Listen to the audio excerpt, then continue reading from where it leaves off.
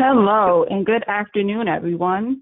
My name is Chanel Hasty. I'm the Executive Assistant to Jeff Finkel, the President and CEO here at IEDC. We want to welcome you all to today's webinar event, The Great Reset number 3, Race and the Role of Economic Development to Foster Equity. This event is part of IEDC's new Take Action Against Racism and Economic Development webinar series, a 4-part series developed in response to the race and justice movement currently enveloping the United States. IEDC is kicking off the Take Action series with today's webinar in partnership with ROI Research on Investment and Gazelle.ai. Before we get started, I would like to share a few housekeeping notes. The first is to please note that all attendees will be muted during the webinar. The second is that you will have an opportunity to submit text questions to today's presenters by typing them into the questions pane in your control panel. You may send in your questions at any time, and we will address them during the Q&A session. The last is that within 48 hours, all slides will be available on IEDC's website. Now, I would like to introduce you to your moderator, Stephen Jast, President and Founder of ROI Research on Investment and Gazelle.ai. Please join me in welcoming Steve. Thanks very much, Chanel. Good afternoon, everyone, and thank you for joining us. It's my pleasure to serve as your moderator for today's webinar. I'd like to take a quick moment to thank our panelists, as well as the ROI and Gazelle.ai teams for their hard work leading up to today's event. I'd also like to say a special thanks to IEDC and Jeff Finkel in particular for partnering with us on this important webinar series. As Chanel mentioned, this webinar will last around 60 minutes and feature 3 amazing panelists who will each speak for approximately 10 minutes. Following all the presentations, we'll have a roundtable discussion followed by a Q&A period. Whoops. Okay. Oh, there's a delay. Okay, here we go. So connecting the dots between COVID, the Black Lives Matter movement, and the George Floyd tragedy that led to widespread social unrest is the need to advance social equity. While the social justice goal is by far the most important in the discussion surrounding equity, we're going to spend some time today on the economic perspective as well. As advancing racial equity requires the work of many stakeholders, we hope that this webinar will be meaningful and actionable for leaders, economic development professionals, influencers in businesses, communities, and institutions, as each of us has an active role to play in the process. My hope is that today's webinar will advance dialogue to effectively close gaps in opportunity and outcomes and achieve greater social justice and racial equity. First, a bit of context. U.S. economic growth is slowing and is below the pace of emerging nations like China and India. Prior to COVID, many industries in the U.S. are challenged by shortages of workers with the necessary training and experience, and the skills gap is projected to increase. We also witnessed declining labor force participation and the aging of the baby boomers, whose retirement represents both the loss of a generation of experienced workers and a growing strain on state and federal government budgets. By enabling the full creative and economic potential of all people, irrespective of color, we can increase the size and skills of our workforce, increase productivity, and boost long-term economic growth. Reducing occupational barriers for women and the Black population in the latter half of the 20th century was a major contributor to U.S. economic growth. We're way on the wrong slide here. Sorry about that. Okay. Furthering the success of populations of color will not only serve an important social justice goal, it will be a major driver of our collective social and economic well-being. However, there's work to do. Today, the average earnings of persons of color are 63% of the average of whites. Raising the average earnings of people of color to match those of whites would generate an additional $1 trillion in earnings, representing a 15% gain. Because this gain would be generated through greater productivity, it would translate to an additional 2.7 trillion in GDP. By 2050, given the expected growth in populations of color, closing the earnings gap would increase inflation-adjusted earnings by 22%. The corresponding gain in 2050 GDP would be $8 trillion, an amount greater than the current GDP of every country in the world except the US and China. Closing the gap means lessening and ultimately eliminating disparities and opportunity differentials that limit the contributions of people of color. Advancing racial equity can translate into meaningful increases in consumer spending, as well as federal, state, and local tax revenues, not to mention the most important of all, which is an improved standard of living for everyone for generations to come. From an entrepreneurial perspective, Black-owned businesses have long faced challenges in getting financing. In 2018, only 31% of Black-owned businesses received all the funding they applied for, compared with 49% of white-owned businesses. Moreover, 38% of Black-owned small businesses did not receive any of the financing they applied for, compared with 20% of white-owned businesses. And only 1% of Black business owners obtained loans in their founding year, compared to 7% of white business owners. Difficulties in securing financing show up in business ownership. Black people represent 12.7% of the US population, but only 4.3% of the nation's 22.2 million business owners. Among Black-owned businesses, 21% were financially distressed at the end of 2019 based on their profitability, credit score, and earnings, compared to just 5% of white-owned businesses. Long-standing wealth disparities leave Black entrepreneurs with fewer funds to fall back on and at high risk of bankruptcy, particularly during times of economic crisis, as brought on by COVID.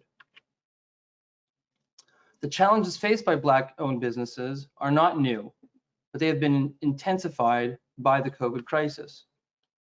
Government programs such as the Paycheck Protection Program, the PPP, haven't always been helpful. Only 12% of Black and Latino-owned businesses that sought assistance from the federal government received the amount they requested, and 41% were denied. Estimates suggest that as many as 95% of Black-owned businesses had virtually no chance of receiving a loan through the PPP due to the eligibility criteria. Before the COVID crisis, economists feared a recession would significantly hurt Black entrepreneurs. A report published by the National Bureau of Economic Research found that the number of African American business owners fell from 1.1 million in February 2020 to 640,000 in April, representing a drop of 41% compared to a drop of 17% in white-owned businesses. For Black-owned businesses, insufficient support combined with the recession's disproportionate impact on Black consumers has made the economic consequences of the pandemic doubly painful. Whoops, seems to jump from time to time. Okay. In April, national Black unemployment sat at 16.7% versus white unemployment, which hit 14.2%. By May, the disparity grew further. Black unemployment grew to 16.8% versus the 12.4% white unemployment rate.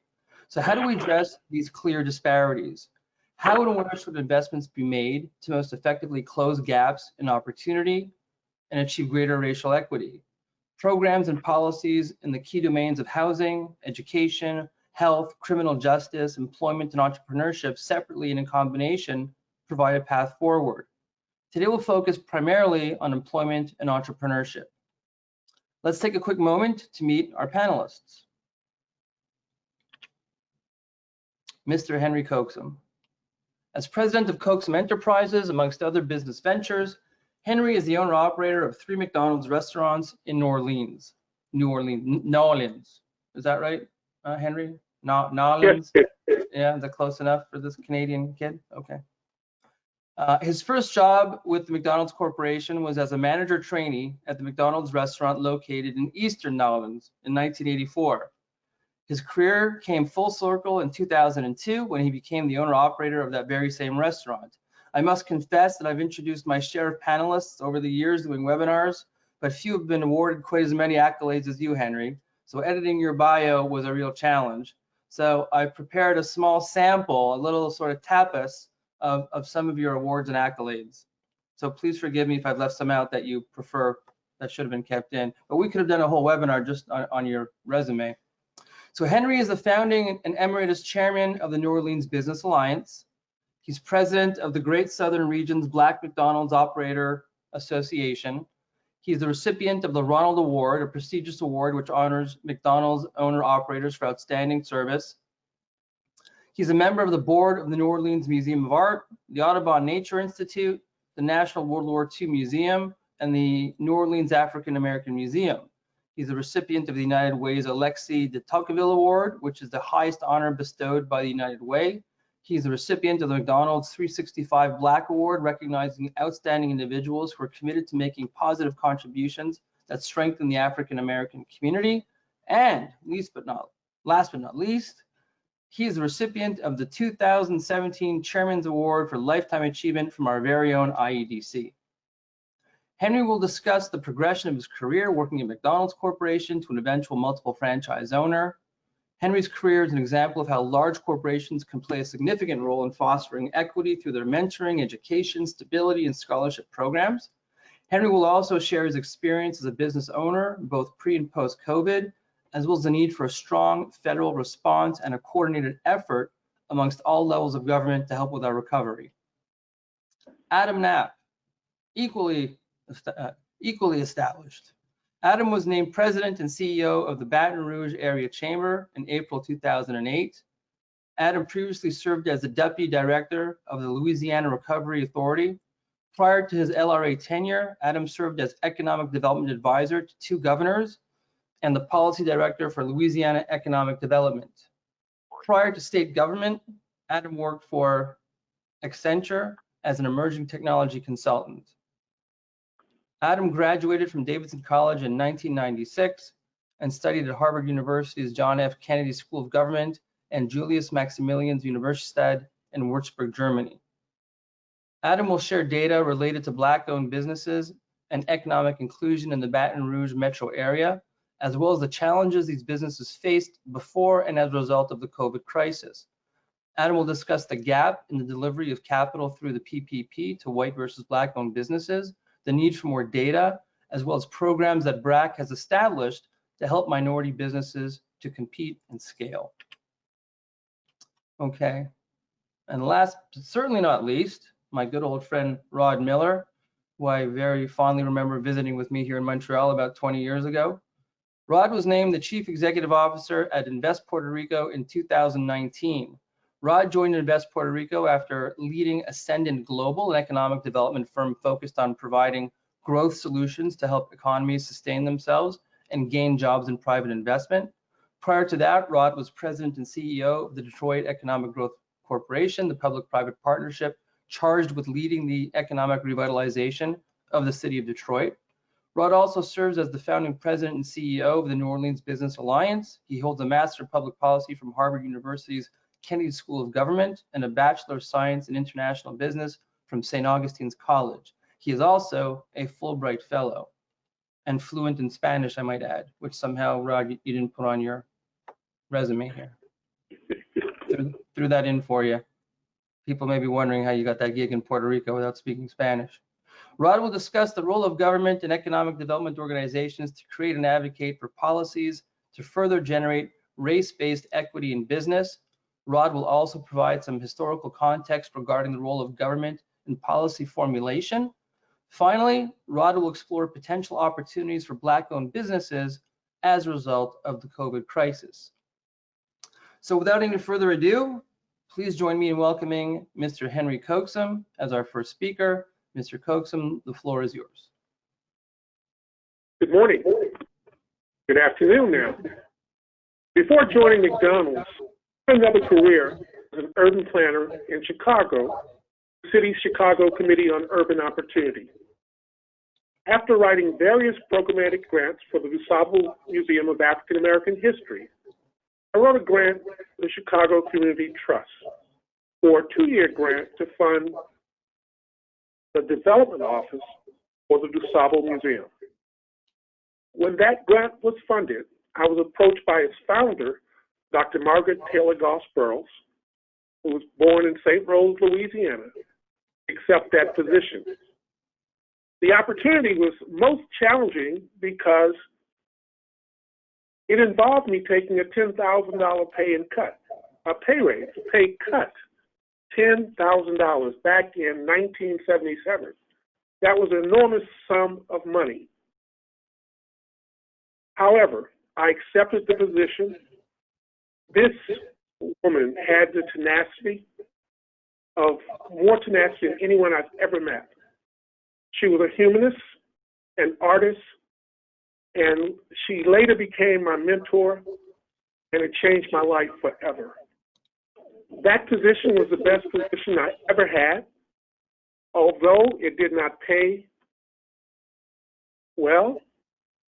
The benefits were extraordinary. I got to start an art collection. I had a chance to work with many notables in the area of African American history. I learned how to do prospecting for fund development. I actually got certified as a fundraising executive. It was something that I'll remember for the rest of my life. Nevertheless, after 2 years, I had an opportunity to go back to urban planning and went back as the executive director of the Southtown Planning Association. The significance of that was that it was in the Halstead community of Chicago. Little did I know later on that I would get to meet the first African-American operator, Herman Petty, and to see his restaurant and where he started. Moving full circle, Dr. Burroughs later made me aware of an opportunity that the Ford Foundation had for a development director in New Orleans. That organization was the Amistad Research Center. Upon an interview in New York, I secured that position. In May of 1982, I relocated to New Orleans. Another 2-year funding opportunity, under financed. So for 3 opportunities, I had a salary of $25,000 and a fundraising budget. It was a far cry from government, but the positions were ones of responsibility, and it gave me a chance to really circulate throughout the African American community. At the same time, it gave me a chance to be mentored by others. In Chicago, I had a chance to study at the Field Museum of History, the Chicago Arts Museum, and the Detroit Museum of Art. In New Orleans, John Bullard of the New Orleans Museum of Art mentored me.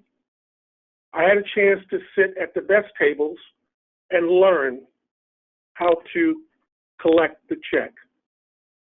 The most beautiful thing about Dr. Burroughs, with her being a humanist, I learned the importance of leaving a legacy and making a difference in one's community. She was the first African-American graduate of the Chicago Arts Institute. She was also the founder of the Southside Community Arts Center and the Hyde Park Arts Festival. Her perspective for me, her dream, was that although I was great at writing proposals for grants and now prospecting for checks, is that one day I would be able to write that check myself, which ignited an ambition that was totally dormant. I began my McDonald's career 35 years ago, but it was actually 2 years earlier, after reading In Search of Excellence, that I was inspired to make the transition from nonprofit and governmental administration to one of the country's leading corporations that embrace diversity, inclusion, and collaboration. I always wanted to be a part of a company that instills in its employees the awareness that their best efforts are essential and that they can and will share in the rewards of the company's success. In Search of Excellence, McDonald's is mentioned as one of the top 10 companies with clearly defined programs for minority career development and advancement with incentivized performance. Yes, I joined McDonald's in September of 1984 in New Orleans. Possibly an oxymoron because McDonald's was headquarters in the suburbs of Chicago in Oak Brook, Illinois. But I fell in love with New Orleans and I did not want to leave. The seafood, the culture, the festivals were invigorating. So I took this opportunity. At the time, the person and persons in my life thought I was having a nervous breakdown. Why would you go from where you are to saying, good morning, welcome to McDonald's, may I take your order? I had a vision. I had a vision of one day operating, being responsible for multiple units. And McDonald's was the greatest opportunity that I was aware of at that time. My younger brother, Harry, started with McDonald's in 1975, right out of college. And with an economics degree, I questioned his sanity because I thought he could do more. But before I left Chicago, he came there in 1980 as a professor at Hamburger University, and he had over 200,000 shares of stock options. Being on the public side, I didn't understand what stock options were. I had a rude awakening coming and had to learn the value of them. And in looking back, I got a glimpse of McDonald's that was very invigorating. Although I did not want to flip burgers, for the first time in my life, I saw a company that had created a fully operating restaurant within the conference center of the Hyatt Regency on Wacker Drive. It was a fully functioning McDonald's, and I was blown away. Nevertheless, I was doing what I wanted to do. Had I listened to him then, I would have been retired 15 years ago. Nevertheless, I joined McDonald's. My second day on the job, I was given the opportunity to experience the opening of an operator's 16th McDonald's restaurant in Baton Rouge. That production was like viewing a commercial. It was hugely impressive and reinforced why I was making this career transition at the young age of 32. Later that week, I was registered for Black Career Development, which was created to provide a roadmap for personal, organizational, and leadership development for African American employees to navigate the restaurant process and the McDonald's system. I immediately created my own individual development plan and did a professional assessment that would identify the skill sets necessary to complete management training, then become a second assistant, first assistant, and restaurant manager. I had a plan to do all of that within the first year because I was hungry and aggressive. My restaurant name or nickname at that time was Inspector Gadget. Since a clipboard with station observation checklists, stopwatch, thermometer, and a pocket quality reference guide were a part of my daily wardrobe. I was obsessed with learning everything about operations, all the times and temperatures and equipment calibrations, safety protocols, and maintenance guides. In reflection, that journey took over 3 years due to the fact there were only 16 company-owned restaurants. They're called McCopcos in the New Orleans market. The prevailing joke was to become a GM, someone had to get fired, die, or get promoted to Oak Brook, Illinois to leverage that opportunity. I later requested an opportunity after attending a manager's convention to pursue a market trainer position in the South Florida region, where I had not lived since high school. I received 2 offers that same week for a GM position.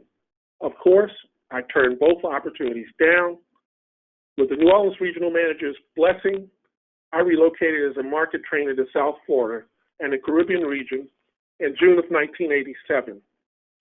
This was an incredible opportunity to train new manager trainees and provide them with the skill sets to run shifts in a region with over 75 McCopcos.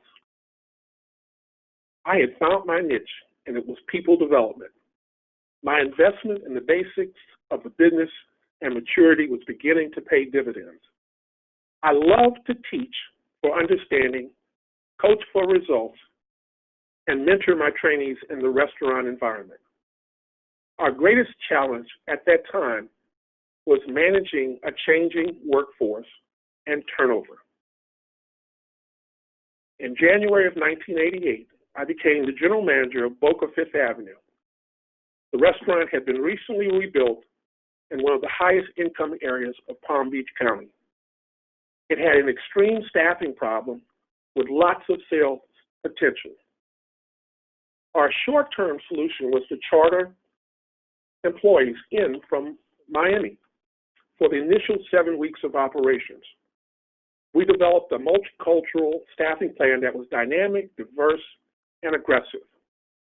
We were able to cultivate a local part-time staff of transplants, high school seniors, and retirees. We ultimately became a regional training restaurant and a people magnet for the area, and grew crew into crew trainers and then shift managers. We were competitive in sales, quality, service, and cleanliness, which we refer to as QSC, and profitability because of our focus on accountability, recognition, rewards, and people development. All the items or aspects of Tom Peters' In Search of Excellence, which really focus on the dynamics of people.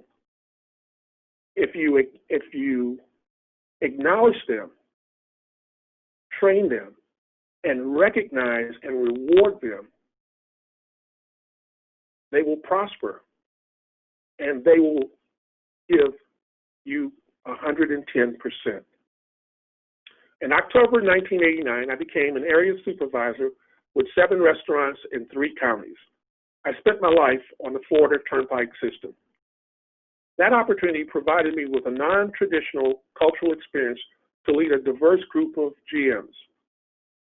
We continue to excel at sales by focusing on drive-through operations and speed of service. Our profitability came from focusing on food, costs, cash controls, and breakfast. We continued to make shift management development a priority and became the cornerstone of our success. It has been said that knowledge is power, but only when you can execute as well. Area supervision, performance rewards included opportunities to celebrate with your GMs at athletic and concert events at Joe Robbie Stadium and the Miami Arena. While there in South Florida, I experienced my greatest appreciation for the McDonald's system. My greatest appreciation for who we were and what we did was when Hurricane Andrew struck South Florida in August of 1992. Our McFamily, corporate staff, owner-operators, and suppliers were amazing. The leadership, compassion, and sense of purpose shown to first ensure that all of us were safe that our homes and then restaurants were secure, and ultimately our managers and crew and the communities that we serve. I will never forget that. We actually opened our restaurants because we did not have power. We donated the food to churches. We bought grills and helped them to cook it. For our managers and crew, we actually wrote checks.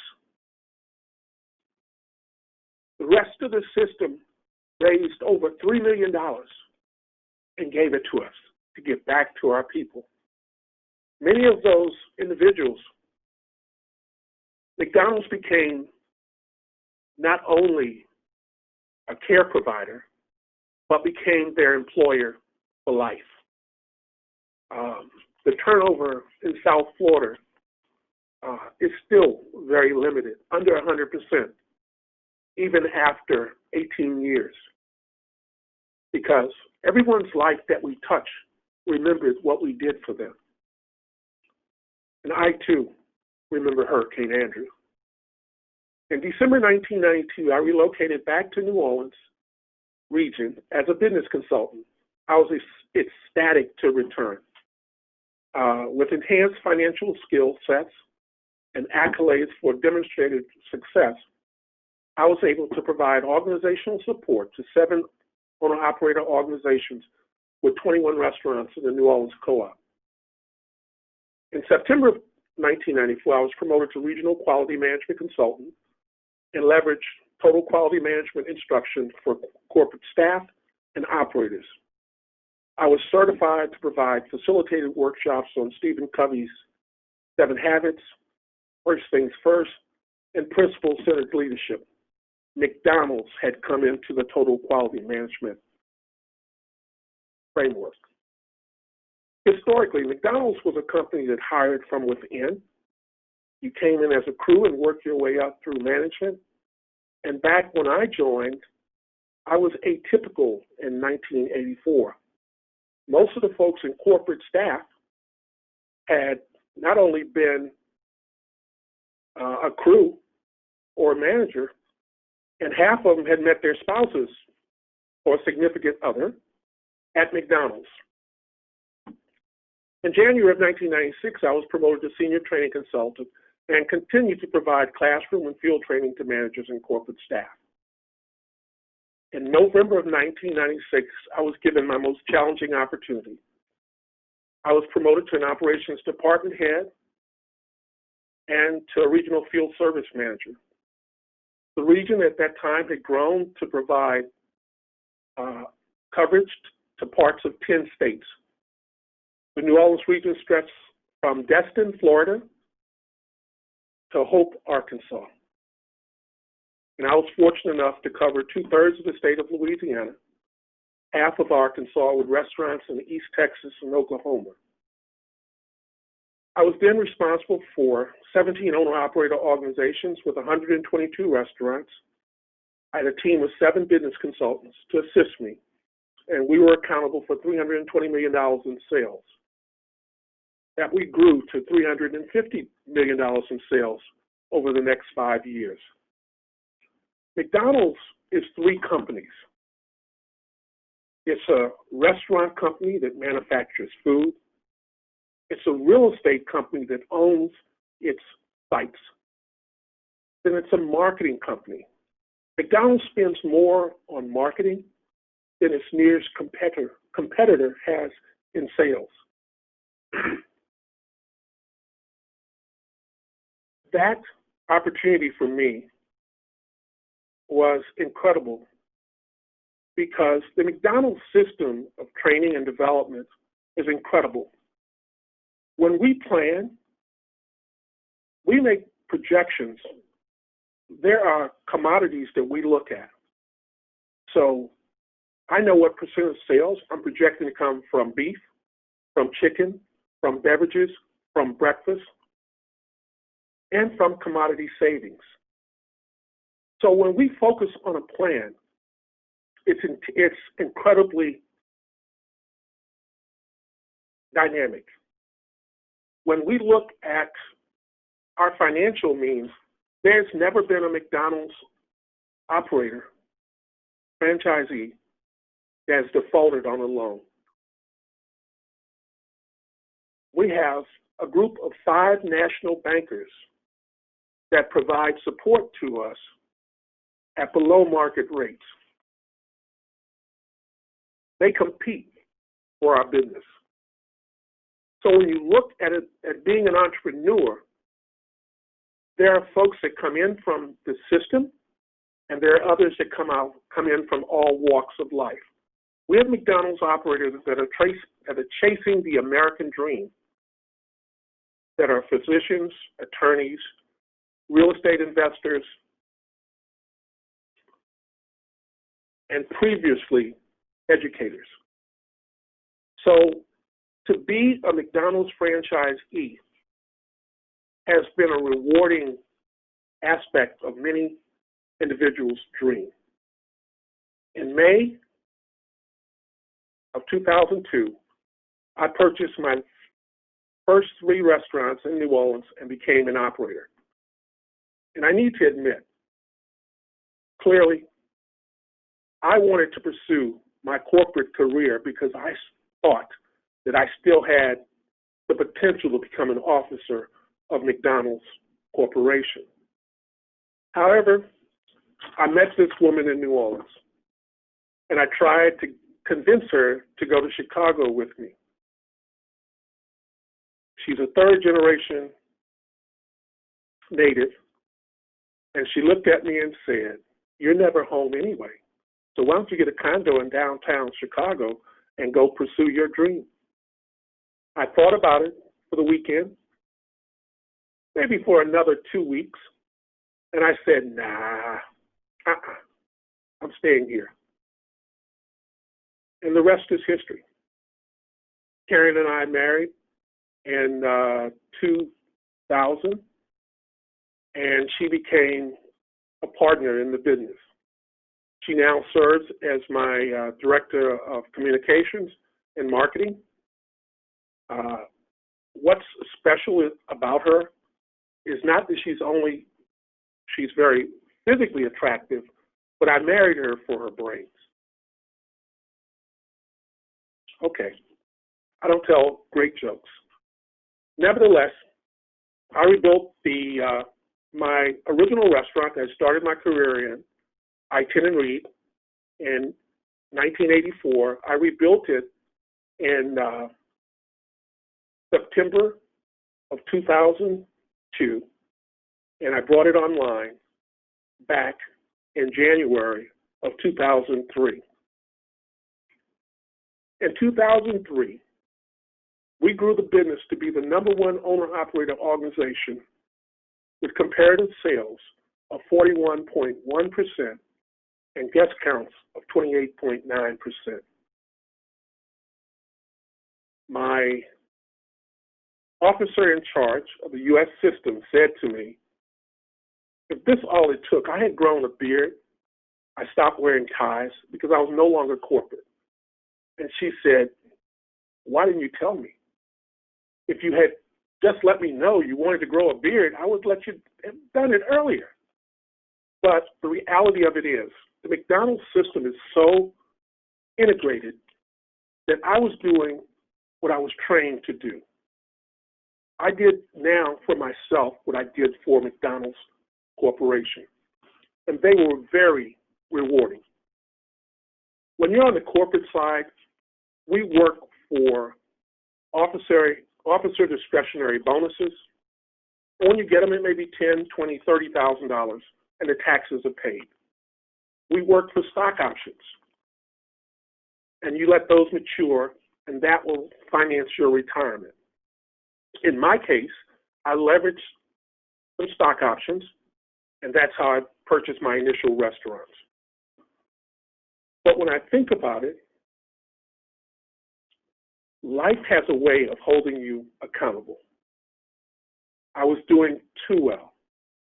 I was loving what I did and enjoying it immensely. Then I met this woman called Katrina. I met her August the 29th, 2005. She provides me an opportunity to rebuild my life. She was Hurricane Katrina, and we lost everything to her, as did my community. She affected not only South Florida, but most of Louisiana, and continued to wreak havoc until she reached New York. We lost 3 restaurants, our training center, and a waterfront home full of memories. Nevertheless, I could not retire. My wife wanted me to continue to work. So on February the 6th, 2006, we reopened the first McDonald's on the East Bank of New Orleans, St. Charles Avenue, in time for Mardi Gras, with 12 managers, 106 crew, at a sales pace of $4 million. I then proceeded to acquire and reopen 3 additional McDonald's restaurants in under 8 months. In July 2007, we reopened our 7th restaurant at Bullard Road in Eastern New Orleans. There was a time when I thought that my daughter would come into the business, but she met a chef that she met in kindergarten at Lusher. And they got married and decided that they wanted to open and operate a restaurant of their own. So they created the Munch Factory. The rest is history. They now have 2 locations, actually a third that's not thriving at the Louis Armstrong International Airport. That's another story.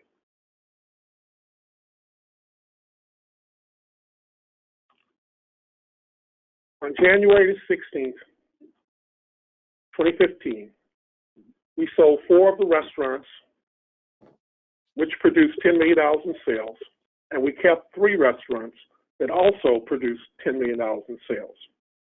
Our goal is to drive our remaining 3 restaurants to $12 million in sales over the next 7 years. We were on track to do that, and we felt very good about it. From its beginnings, over 60 years ago, McDonald's has been committed to do the right thing in accordance with its values and initiatives. As the world changes, so does McDonald's. It takes on the challenges that demand innovative solutions and collective action. It is especially known for its extensive training curriculum for its franchisees, corporate staff, and restaurant employees. Operating an ethical business that represents human rights is integral to any business. And as Ray Kroc, the founder of McDonald's, explained in 1958, the basis for our entire business is that we are ethical, truthful, and dependable. Fantastic. Thank you, Mr. Coaxum. I think we should probably move on to our next speaker, but that was a fantastic, and we really appreciate you taking us through the progression of your career. So thanks very much. I would like to now bring on our next speaker, Adam Knapp. The floor is now yours if you're ready to go. Thanks, Steve. And if you can cue up the slides, I'll go through a couple of quick ones and share a little bit about what we've been through. And just want to say thank you to Henry Coaxum for sharing the story. And as he was getting to the experience in Katrina and now in another pandemic, we have seen in Louisiana, feedback there, a significant impact. What we wanted to do as our organization, as a regional economic development organization, is to try to step back and in this moment where we find ourselves in a pandemic crisis as a nation, as a world, as well as in this incredible moment as a world and as a nation thinking about the issues of race equity in a very stark moment, to see those 2 things together and to try to act with intentionality.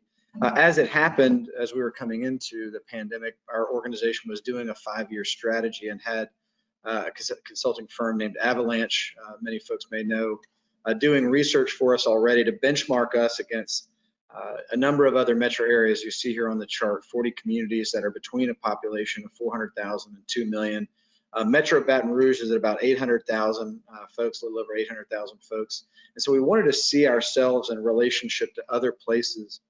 And while we looked at the things that you would normally look at in terms of economic performance, workforce and educational attainment, talent migration issues, and quality of place, we also intentionally asked them to focus on diversity and inclusion data. And so the data we're sharing with you today takes 3 data points briefly to share with you about where we are as a metro area. And then I want to kind of connect that back to what Steve was talking about in terms of the stark place where we find ourselves as a country. Baton Rouge is a place of roughly about 35% Black families and households in that metro area of over 800,000 people.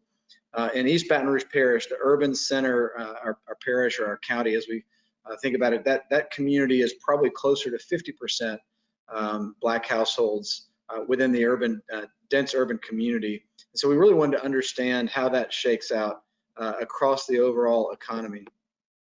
So here's 3 slides that I'll share with you that we found out about ourselves. One, we wanted to benchmark the amount of poverty by household by ethnicity. And you'll see here is a ratio, that number in the middle where Baton Rouge falls at 2.3, is the ratio between white non-Hispanic households, which find their household poverty rate at less than 10%, and the ratio for non-white and Hispanic households at above 20%. And that's what that 2.3 represents, is the difference of those two. And you'll see if you want to try to have a community goal of having as low as possible a gap between your households of poverty, you got to try to move to the left end of this chart here. And that's what our challenge has been, is to see strategies to do so. But we wanted to first start with the data. You'll see up in the top right corner communities that we benchmark that are doing better on this category, and you'll see those flagged. Right here, let's say we're roughly in the middle on this chart. What the next chart will show you is the income and households in Baton Rouge is a significant gap. You heard Steve talk about this a moment ago, but in Baton Rouge, a white household is earning $75,000 as a median household income, whereas a Black household is earning $38,000 as a median household income, and Hispanic households in the middle at about $58,000. But that difference, that ratio of 2.4, puts us at the tied for the worst among the 40 communities we compared ourselves to. Again, you can see in the top right some of the communities that perform better. And this gives us probably our most stark outcome of the 3 that I'll show you. And then we wanted to look at what is the role of a job at helping lift a family or out of poverty. We wanted to know if folks who do get employed remain among the working poor, or if they lift themselves out of poverty. And the data shows that we're around in the middle again on this data point. We're around a little under 7% of our households who, if a resident is employed for 6 months or more, they're no longer in poverty by and large. So see how stark it is at the farthest end of the spectrum, where some communities have a rate of 16% who are employed but remain in poverty. But we are not where we would want to be, sort of closer to the rate of 4% or lower, as you can see at the best performing communities. The question that I think we're all asking ourselves and wanted to talk about, and I think, again, Stephen's opening slides did a nice job of sharing some data on this. We took 8 different indicators. I've shared just 3 here with you today. And we've tried to see on a metric comparing an index of our outcomes on economic inclusion data points, and then comparing those to these 40 metros to see the metros' performance in terms of job creation over the last 5 years. And the final slide that I want to show you is just how significantly different those communities are that had better indicators for economic inclusion compared to Baton Rouge. If I can advance this slide. You may need the staff to advance it. It's no longer responding. Well, maybe I'll narrate it. I go back one.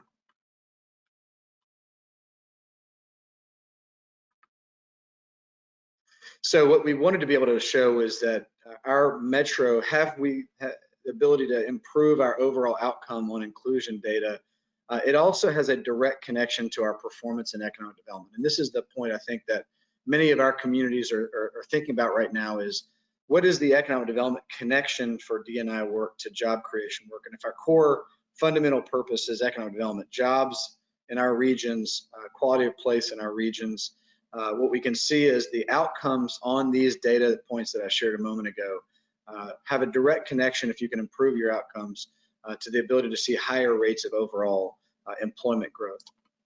In this moment in COVID-19, our organization has also been spending quite a bit of time trying to make sure that we know we're focusing on some of the key challenges of our community. And so we've done a handful of things to try to address this during COVID-19. If you can advance one more slide. The first is trying to make sure we gather some data from Black-owned businesses in our community to make sure we're driven following the data that we have in front of us to know what is the state of our situation. We know Black households, Black families have been had more of a disparity of health outcomes from COVID-19. We want to be able to measure if we also see a corresponding disparity of economic outcome. In a Black-owned business survey that we're going to be releasing shortly, we just concluded, we found that 53% of Black businesses in Baton Rouge applied for the Paycheck Protection Program. Surprised us to see so low a performance in overall application rates of those who finished the survey. While another 63% said they only have cash on hand for 2 weeks or less to survive as a business, while 4% said they have cash on hand to be able to survive longer than 3 months. So let it sink in about why access to financial programs matters so substantially right now. We did an initiative to make sure that Black businesses were encouraged to connect to new banking partners for those who were not applying because of a lack of a financial relationship. We wanted to make sure that businesses knew they could establish a new banking relationship when they applied, and we ended up doing a lot of matchmaking to banks in the communities. We made sure that we were doing that targeted outreach in that period of time when the applications looked like they were going to run out of access, or the money was going to run out again. We continue to make sure we're pushing out access to other programs and other relief programs are becoming available in Louisiana. We've also been more intentional as an organization, try to help businesses that want to respond to diversity and inclusion initiatives inside of their businesses to their own organizational requests. So in Baton Rouge, we have an organization called Dialogue on Race Louisiana. We've been agreeing to pay half the cost for businesses who want to have their first Dialogue on Race session internally for their staff to have a conversation about race in the context of work or in the context of their lives, as well as helping companies to match up with others who can guide them through the practices of setting up strong internal corporate diversity programs. And lastly, in terms of economic development work, we've tried to be more intentional in our own work to make sure that we're thinking about business retention and expansion outreach in our disinvested communities and to disadvantaged businesses. We've tried to make sure that the programs are available to all businesses that are offered by the state or by our community to help accelerate business recovery as well as business growth. And then finally, in our work to make sure that our sites that we promote are available in all of our communities, and especially in our disadvantaged communities, we've been stepping up our efforts around site certification and site development, trying to make sure that our partners in communities, especially communities of color or in disinvested communities, know how to go through the programs that are available for site certification and site development. And then on our own, trying to do a better job of offering up those sites that are match or nearly match the offerings from site consultants so that we can reach out and offer that those sites are available as well in our community. You can see largely those fit into one of these three circles of initiatives that we think we were doing okay before COVID-19 and know that we need to continue to do a better job of being more intentional about these efforts guiding our work for BRAC going forward. And with that, Steve, I'll pause and look forward to taking questions. Thank you for having me.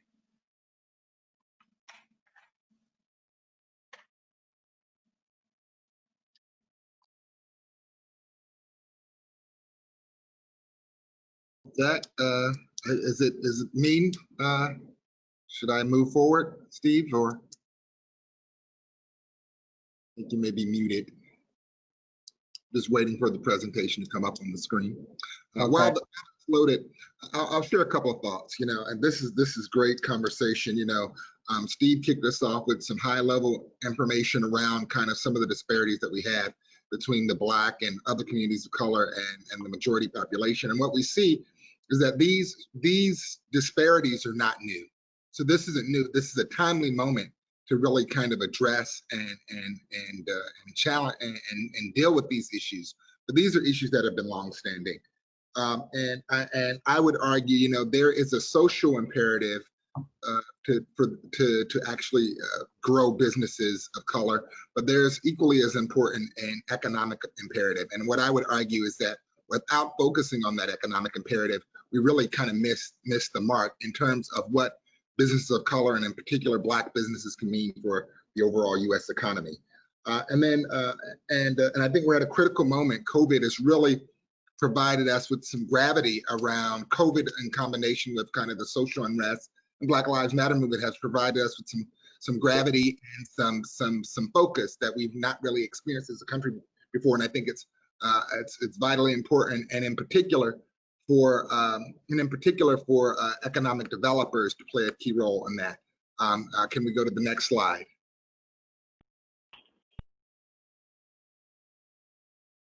And so as we talk about what that means, I don't know if someone else has the control. It doesn't look like I have it. Yeah. So what does that mean? Let's talk about this current environment. So the current environment is really an environment where the global economy, as well as the U.S., is going through a pretty significant transition. What is that transition? Well, what we're finding is that large and mature businesses are no longer the hegemons that they once were. They're having to compete with small upstart companies globally, and they're not able to pivot quite as quickly. And so they're not producing as many jobs as they once produced, and they can't really provide the foundation in the same way that they've provided it historically, although they're still an incredibly vital part of the economy. Most new jobs are being created by small and medium-sized businesses. And we know that over the next 25 years, people of color will be the majority of the population in the United States, and people of color as a bucket, and especially Black people, lag behind the rest of the population in nearly every indicator of social and economic well-being. And so this is an incredibly challenging time, and these are not new issues. That said, I think this creates a real opportunity. This is the first time since the Great Depression that a white 30-year-old male is not expected to do better than his parents in the U.S. So we've got a time when everyone is actually struggling, and where Black communities and brown communities that have always been behind are falling further behind. So the question now is, how do we create more jobs?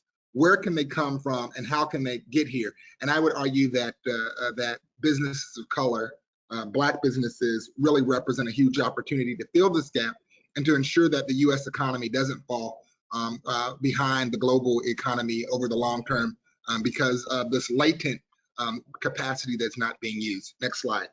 And so thinking about what that means, if we could advance to the next slide, about what that means, businesses of color are already behind. And so the gap in business creation among people of color is costing the U.S. over $300 billion in income annually, 9 million jobs. That's a problem. And what we know is that non-whites, still on the last slide, non-whites, and what we know is that non-whites represent 38% of the U.S. population, but only 19% of entrepreneurs. And in urban areas that are majority people of color, they're only 22% of entrepreneurs. So what that means is that the reality is that there is a mismatch in terms of the productivity of Black and brown communities vis-a-vis the other communities for a variety of issues. And that's only been exacerbated by COVID-19. So we know that Black businesses plummeted more than 40% in the last few years. COVID-19 changes the game, and really changes the game because we know that every time there is a major economic shakeup or a market movement, there are a lot of people that lose a lot of money, and there are also a lot of people that make a lot of money. And so I would argue that COVID-19 is a global economic reset that really should allow people who have not been in the market to actually participate in the market. Social isolation is going to cause people to rethink existing values. So, we're all Zooming from home or our offices today. Long-term disruption in business operation are going to cause many companies to rethink their capital expenditure model. So what we're going to see is a lot of real estate laying on the side of the market that might have otherwise been engaged by large companies. Trends suggest that investments in environmental tech, fintech, blockchain, et cetera, are going to continue to significantly grow. So those are some of the opportunities that are presented specifically because of COVID-19. And then when we think about that as it relates to businesses of color, next slide, the slide that said COVID-19 landscape, that global projections all point to a dramatic reduction in general economic opportunity. And so because we know that, there's this dramatic reduction in economic opportunity, we have to be even more intentional about trying to figure out how do we actually help businesses plug in, and what are the opportunities that are going to be available today that might not have been available just 6 months ago. And those opportunities do exist. Next slide. So economic developers, I would argue, have an outsized role in actually ensuring greater economic inclusion. Next slide, please.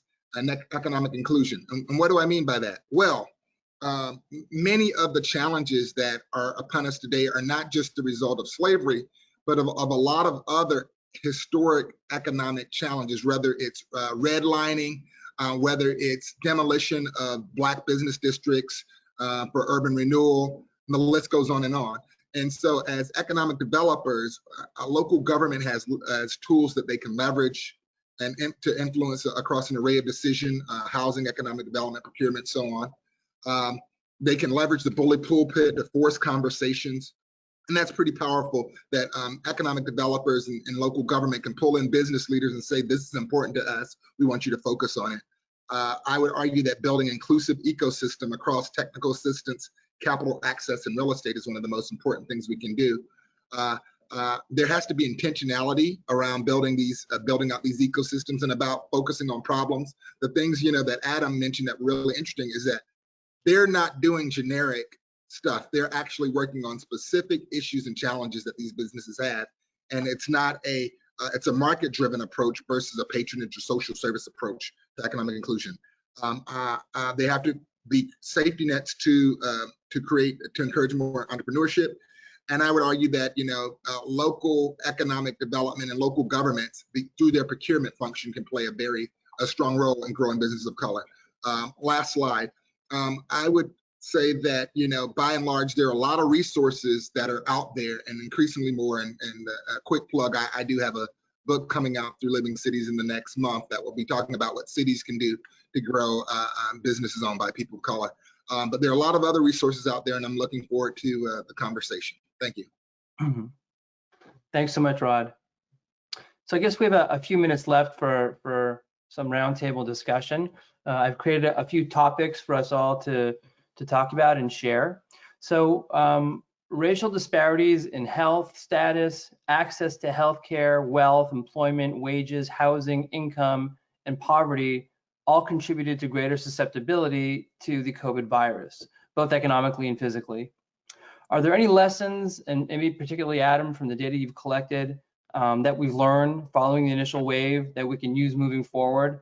I know that, Rod, when we were talking before the webinar started, you were discussing some data that you had found that suggested that 3 to 6 times more blacks or blacks are 3 to 6 times more likely to pass because of COVID as opposed to the white population.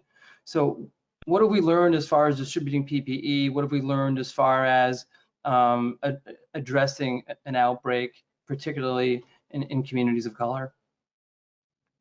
Well, I'll say something quickly and then let our others jump in. I think we've seen, and we're in the middle, I think, of learning this still.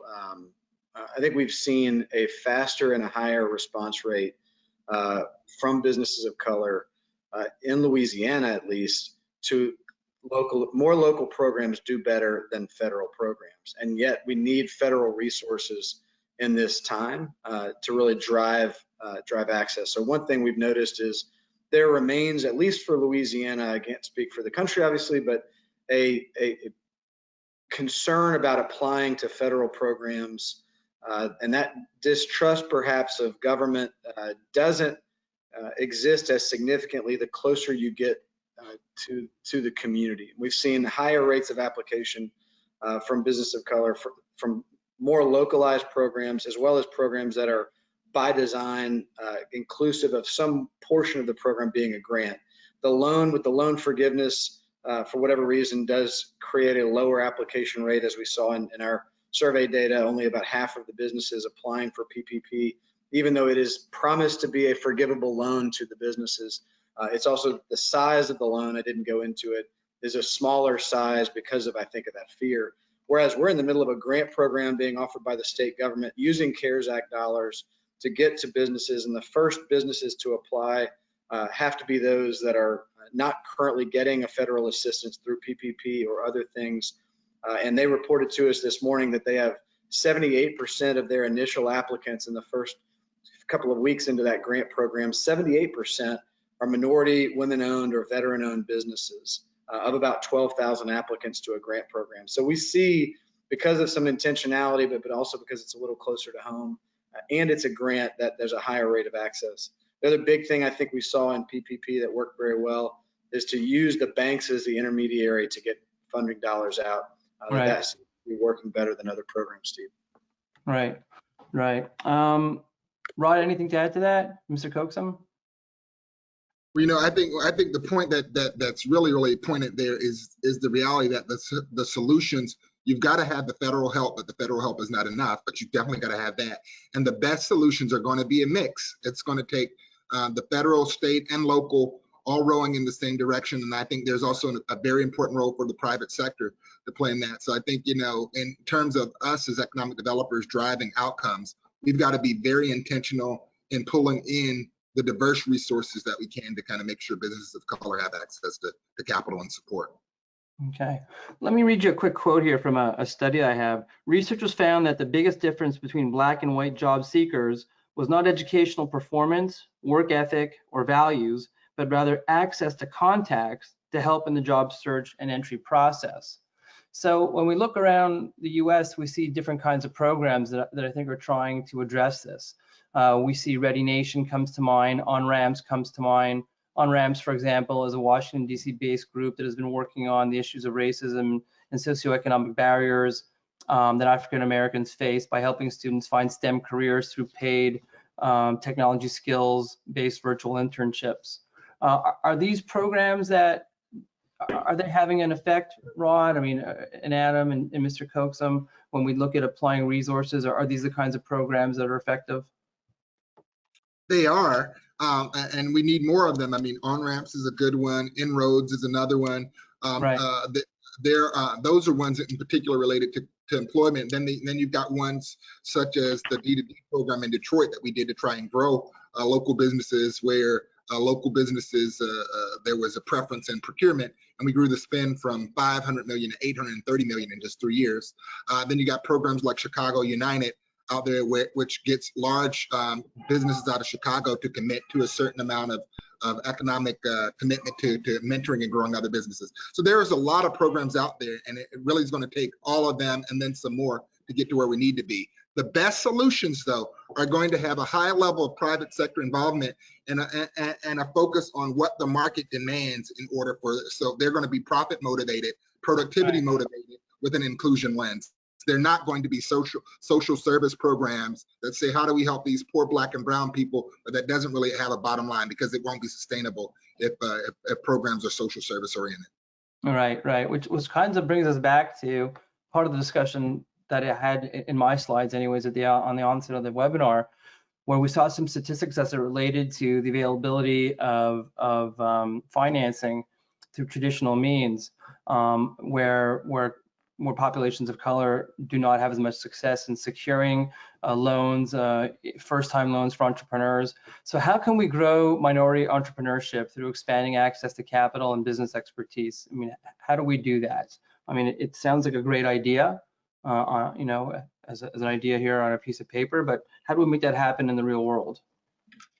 Well, I'd love to hear Henry answer, because he's seen this on the ground in entrepreneurship in New Orleans. I'll just offer that if we're following the theme of what Rod said a moment ago, of businesses need to lean in to make it sustainable, there is a significant amount of purchasing happening by but by large companies that can be more intentionally directed to do business with minority-owned businesses or women-owned or veteran-owned businesses, but to make sure that there's intentionality about that purchasing. We've been playing a role in a recent procurement initiative we launched about a year ago to try to help our largest businesses identify businesses that they can do business with to localize their purchasing into disadvantaged businesses here in the community, with an expectation that will uplift more companies to boost their revenues and to be able to compete. But maybe others could lean in on that as well. I truly believe that that's a role for our EDOs locally across the board. I think it's also important that we tap the Urban League and other self-help organizations to build that perspective on having the ability to be an entrepreneur. It's critical that we begin to have not only a great business plan, but cultivate a relationship with a commercial banker.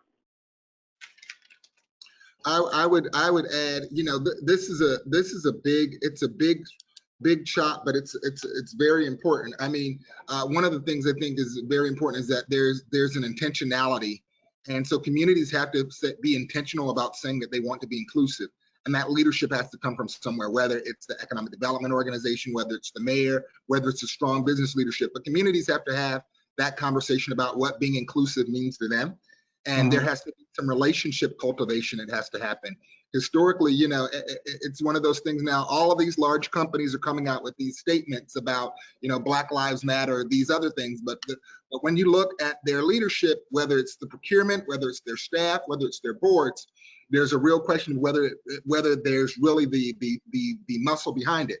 So cultivating relationships with communities of color so that there can be some greater trust, and then being very intentional about solving a specific problem, a real estate issue, access to capital issue, and doing some ecosystem mapping, and really designing and executing to be results oriented. I think that's at the core of it. And the last thing I'll say about this is, you know, the case study of Henry Cookson is a very interesting one. And what he said is that McDonald's was the biggest security net that one could have. And I think more corporations need to look at that model and figure out how can we make more money by investing in our community and helping other people to build wealth.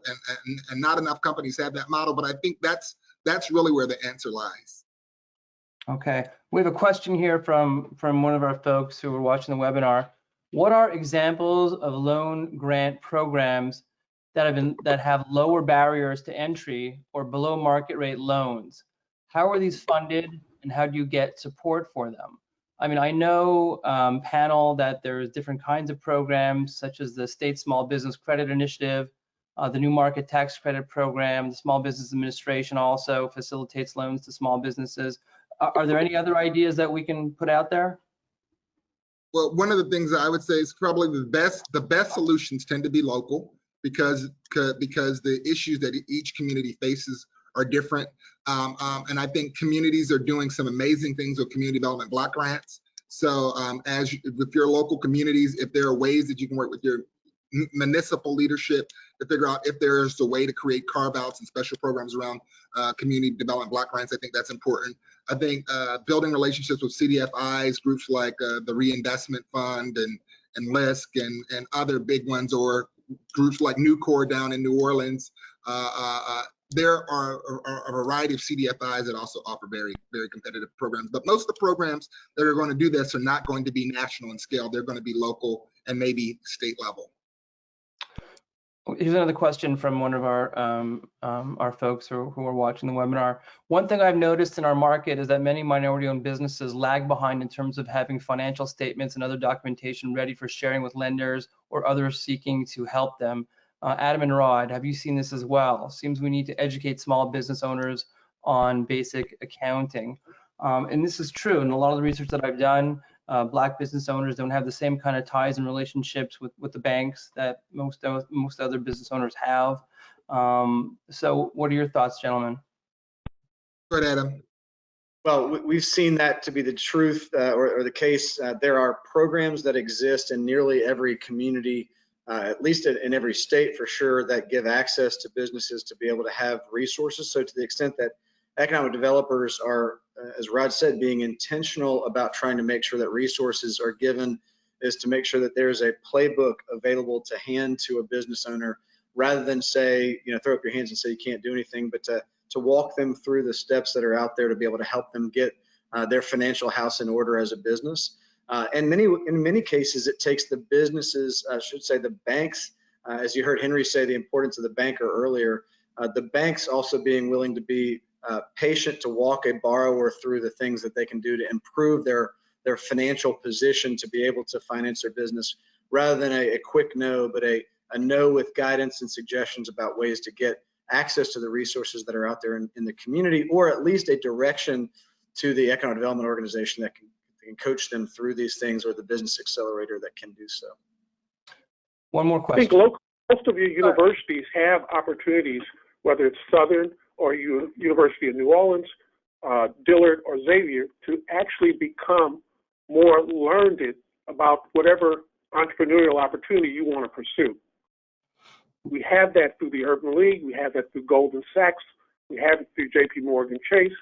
We have to avail ourselves of those opportunities. If you have an idea or a dream, you need to invest some time. It is critical that we begin to have the knowledge, that understanding that that profit and loss statement is a part of my business plan, and that I need a CPA to assist me once I get my business up and running. It is critical oftentimes for me to provide insights to someone and say, who's doing your financials? Who's reviewing your ratios? Because without that, no one wants to bank you. I'd only add, he mentioned a couple of programs, JP Morgan Chase, Goldman Sachs, and others. Every bank is required through Community Reinvestment Act to make reinvestments in their communities. And I would say, if you don't know what the reinvestment plan is for your local banks, that's a great conversation to have with your banking leadership about how are they reinvesting the dollars that are required to reinvest in low and moderate income communities per Fed regulations. Okay, I think we'll do one more question, and then we'll invite Chanel to come back on to wrap things up, as I think we've gone a bit over time. So one more question from the audience. The scale of the disparity between races is remarkable, as we all know. We need a long-term solution to a long-term problem. Where does a community start an initiative that goes beyond the creation of a diversity committee?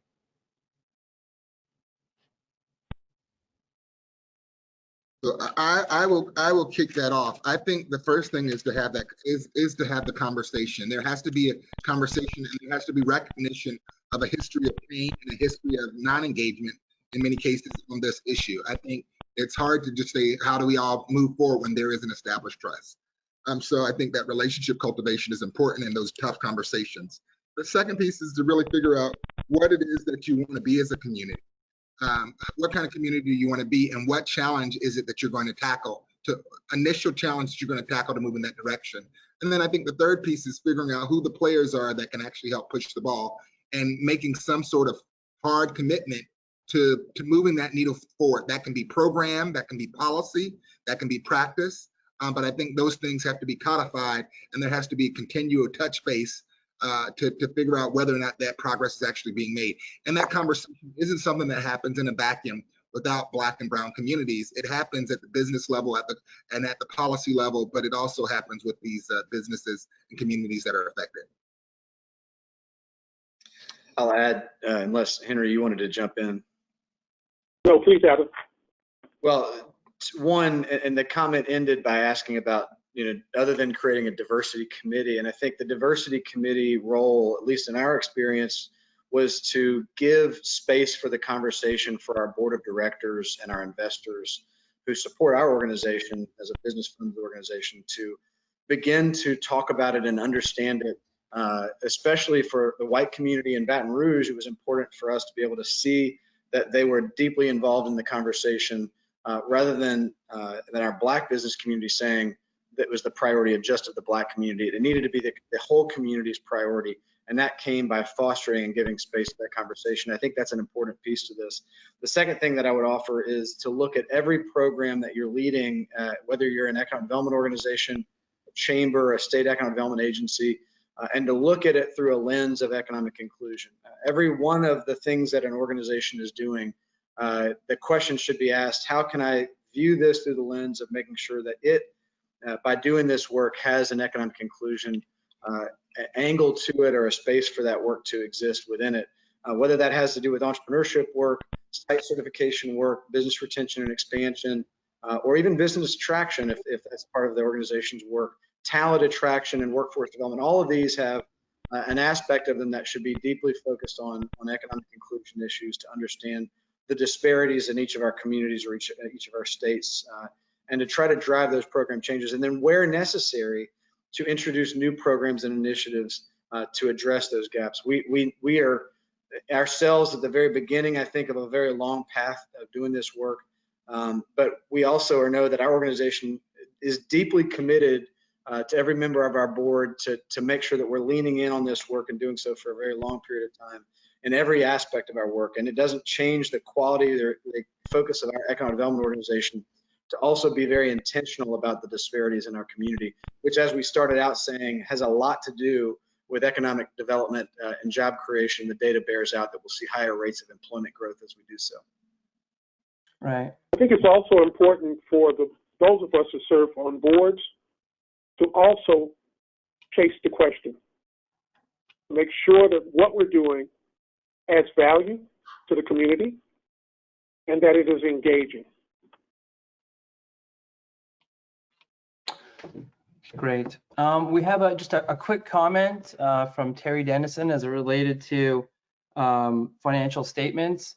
Terry says that small business development centers and SCORE women business centers can help entrepreneurs with having the records information needed to access capital. So thanks very much for that, Terry. Okay, so let's move to close out the webinar. I took a few notes based on some of the research that I was doing in the lead up to the webinar, and I thought it would be good to finish off with some evidence-based strategies that have been effective, relating specifically to employment and entrepreneurship. So some of the strategies that we may want to consider are to invest early, maximize lifelong health and educational achievement, empower social mobility, increase economic growth by supporting inclusionary zoning policies, improve existing communities through neighborhood revitalization, better connect youth to job skills through career-focused education, create economic opportunity through business development in underserved areas, grow minority entrepreneurship through expanding access to capital, as we've noticed has been sort of a key theme running through a lot of our discussions. So with that being said, I'd like to thank everybody for participating in today's webinar. I'd like to thank our panelists so much for their time, not just today, but in the lead up to the webinar and the preparation and the research and putting their slides together. These are our three very busy men. So from the bottom of my heart, thank you so much for participating in what I think is a very important webinar. And again, thanks to IEDC. And at this time, Chanel, I invite you to come back out and close us out. Yes, thanks, Steve.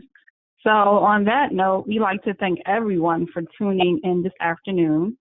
As a reminder, all presentations will be posted on IEDC's website underneath the Take Action Against Racism Economic Development page within 48 hours. To reiterate, Steve, we'd like to thank all of our speakers this afternoon. So thank you, Steve, Rob Miller, Henry Coxum, and Adam Knapp. This information proves to be very helpful for economic developers who are working to foster equity within their organizations. And as part of the Take Action Against Racism Economic Development series, our next webinar is titled Race and Economic Development, Beginning America's Next Story, an interview with Angela Glover Blackwell of PolicyLink. And this will be on Monday, August 24th. And I'll just give a brief description of the actual webinar. So please join Tracy McDaniel, President of TIP Strategies and past chair of the International Economic Development Council, and Angela Glover Blackwell, founder of PolicyLink, in a candid conversation about the state of our economy and the pandemic's devastating impact on communities of color. Tracy and Angela will also explore what can be learned from the nationwide Black Lives Matter protests and how we can build more equitable local economies. So please reach out to IDC with any questions. Be well, stay safe, and have a great afternoon. Thanks so much. Thanks, Chanel. Thanks, everybody. Stay safe.